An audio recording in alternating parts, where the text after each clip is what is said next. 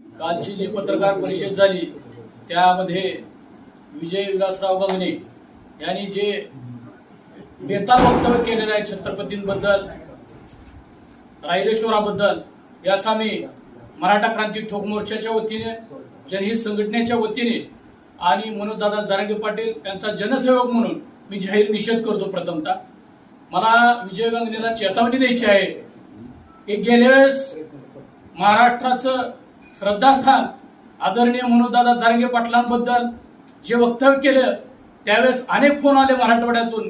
त्यावेळेस मी सगळ्यांना सांगितलं की बाबा त्याची बौद्धिक पात्रता तेवढी नाही, अनावादानं बोलला असेल, जाऊ द्या म्हणून मी त्यावर पांघरून घातलं होतं. त्याच वेळेस मराठवाड्यातले काय आमची मित्र कंपनी होती त्याला त्यावेळेस धडा शिकवणार होतो, परंतु मी त्यावर पांघरून घालून सगळ्यांना थांबवलं. पण आजचं जी काय पत्रकार परिषदेमध्ये त्याने वक्तव्य केलेलं आहे ते रायरेश्वराबद्दल आणि छत्रपतीबद्दल केलेलं आहे. याची मी चेतावणी देतो, इथून पुढे जर बेताल वक्तव्य करशील तर तुझ्या त्या उंचीप्रमाणे तुला धडा शिकवला जाईल, असं मी जनहित संघटनेच्या माध्यमातून, मराठा क्रांती ठोक मोर्चाच्या माध्यमातून जाहीर चेतावणी देतो.